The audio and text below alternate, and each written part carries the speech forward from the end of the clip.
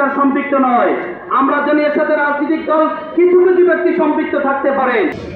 এ পর্যায়ে সংক্ষিপ্ত বক্তব্য রাখবেন ছাত্রনেতা মাওলানা জিহাদুল ইসলাম।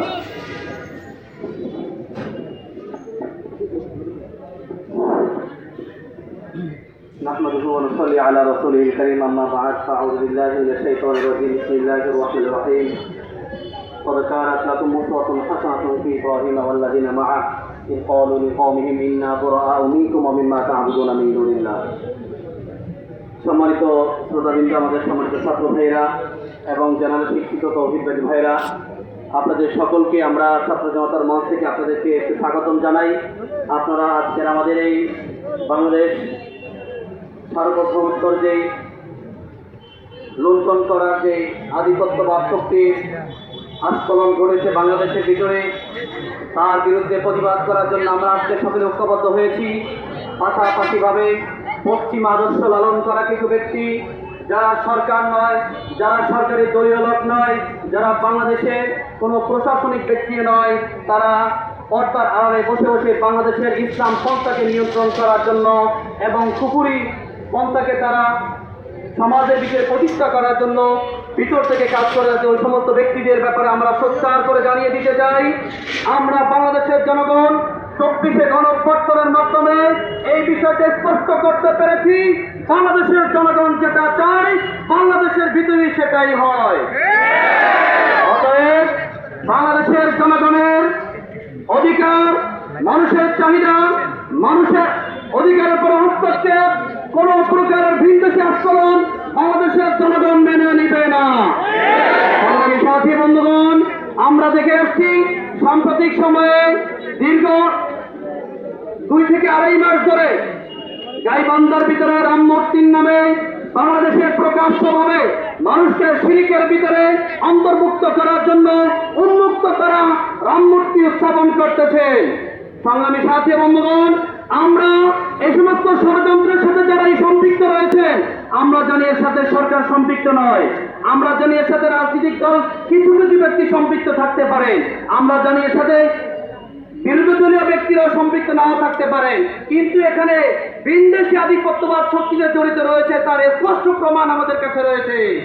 সংগ্রামী সাথী বন্ধুগণ, আমরা আপনাদেরকে জানিয়ে দিতে চাই, বাংলাদেশের ভিতরে আধিপত্যবাদ বিরোধী যে কোনো শক্তিকে আমরা সহযোগিতা করে আধিপত্যবাদকে আমরা এদেশ থেকে মুক্ত করে ছাড়বো ইনশাআল্লাহ। সংগ্রামী সাথী বন্ধুগণ, আমরা সাম্প্রতিক সময় দেখে আসছি, এই গত পার্লামেন্টে গত 2-4 সপ্তাহ ধরে বাংলাদেশি ইসলাম পন্থার বিভিন্ন রাজনীতি ব্যক্তিদেরকে নিয়ে তারা কটূক্তি করে আসছে। আমরা দেখে আসছি গতকালকে মামুনুল হক সাহেবের ব্যক্তির মতো ব্যক্তিকে নিয়ে তারা কটূক্তি করেছিল। আমরা জানি আপনাদের প্রত্যেকটা সদস্যের মোবাইল স্ক্রিনে কিন্তু টুনটুনি দেখানোর মতো ভিডিও সবার কাছে রয়েছে। টুনটুনি দেখানোর ভিডিও কিন্তু সবাই জানে। আপনাদের মানিজ্যের দিকে নিজে আগে নিজেদের মানিজ্য ঠিক করেন, অন্যের মানিজ্য নিয়ে পরে কথা বলেন। আমরা দেখে আসছি সাথে সাথে এর প্রতিবাদ আমাদের বর্তমান রাষ্ট্রপ্রধান করেছেন এবং আমাদের মাননীয় যিনি স্পিকার রয়েছেন তিনি করেছেন। তিনি ইঙ্গিতপূর্ণভাবে বাংলাদেশের একজন প্রভাবশালী ইসলামী রাজনীতিবিদকে এরকম ভাবে সে আবার দোষারোপ করেছেন। এই ব্যাপারে আমরা জানতে চাই, বাংলাদেশের পার্লামেন্ট যদি বাংলাদেশের রীতি নির্ধারক অনুযায়ী চলতে চায়, তখন পার্সোনাল কোন ফ্রিডম নিয়ে আলোচনা করার বাংলাদেশের সংবিধানে কোনো ব্যক্তির কোনো সাংবিধানিক অধিকার নেই। যদি সেই ব্যক্তি পার্লামেন্টে উপস্থিত না থাকে, আমরা এই ছাত্র জনতার মঞ্চ থেকে তীব্র নিন্দা জানাচ্ছি যে সমস্ত ব্যক্তিরা এর সাথে সহমত পোষণ করে রাষ্ট্রীয়ভাবে এটাকে আলোচনা নিয়ে আসছেন। সংগ্রামী সাথী বন্ধুগণ, আমরা একটি বিষয়ে আলোচনা করতে চাই। বিগত সপ্তাহে দেখেছি আমাদের বিরোধী দলীয় কিছু ব্যক্তিরা এবং সরকার দলীয় কিছু ব্যক্তিরা বাংলাদেশের পার্লামেন্টে কিছু মুসলিম নারীরা যারা হিজাব করে গিয়েছে তাদের হিজাব নিয়ে তারা কটূক্তি করেছেন। আমরা কেউ সরকারে যাক না যাক সেই ব্যাপারে আমাদের কোনো প্রশ্নবিদ্ধ নয়, আমরা এটা নিয়ে আলোচনাও করি না। কিন্তু বাংলাদেশের গণতান্ত্রিক অধিকার হিসাবে কেউ যদি রাজনীতি করতে চায়, তখন পার্লামেন্টকে আমরা বৈধ দিব, ঠিক আছে আপনারা গণতান্ত্রিক যারা করেন আপনার গণতান্ত্রিক রাজনীতি করলে আপনাদের বৈধতা রয়েছে, কিন্তু আমরা গণতন্ত্রের দ্বারা ইসলাম কায়েমের কোনো বিশ্বাসও করি না। আমাদের দ্বারা গণতন্ত্রের কোনো পাত্তা নেই আমাদের কাছে।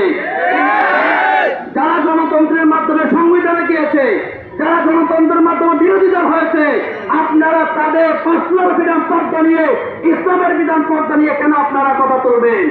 আমরা চাই যে কোনো পর্যায়ে যে কোনো ভাবেই হোক ইসলামের কোন বিধিবিধান নিয়ে আপনারা যদি কোনো কটূক্তি করে থাকেন, আমরা 24 পরবর্তী বাংলাদেশে আর কোনো প্রকারের সুযোগ দেওয়া হবে না ইনশাআল্লাহ। সংগ্রামী সাথী বন্ধুগণ, আমরা দেখে আসছি গত পরশুদিন বাংলাদেশের বিভিন্ন জায়গায় কালিমার পতাকা উত্তোলন করা হয়েছে। এটাকে কালিমার পতাকা বাংলাদেশের 95% মুসলিম হিসেবে তাদের অধিকার রয়েছে, কিন্তু বাংলাদেশের 5% বিধর্মী হিসাবে বাংলাদেশের ভিতরে আর্জেন্টিনা ব্রাজিলের মতো পতাকা উঠবে প্রত্যেকটা ঘরে ঘরে, প্রত্যেকটা দেয়ালে দেয়ালে, প্রত্যেকটা রাস্তায় ব্রিজে ব্রিজে। সেখানে আমরা শুধু একটা ব্রিজে কালিমা পতাকা লাগাচ্ছি। এর প্রতিবাদ কারা করছে? আমরা চাই সরকারকে আপনি এ ব্যাপারে তদন্ত করুন। বাংলাদেশের ভিতরে আপনাদেরকে অস্থিতিশীল পরিস্থিতি তৈরি করার জন্য, বাংলাদেশের শৃঙ্খলাকে তারা লঙ্ঘন করার জন্য কারাই পায়তারা করছে। তারা এই পর্দার আড়ালের ব্যক্তি যারা বাংলাদেশে ইসলাম পন্থাকে রাজনীতি করতে দিচ্ছে না, ইসলাম পন্থাকে তারা মিলিয়ে আসতে দিচ্ছে না, ইসলাম পন্থাকে তারা সবসময় দমন করতে চাচ্ছে। আমরা কিন্তু তাদের হাত ভেঙে দেব।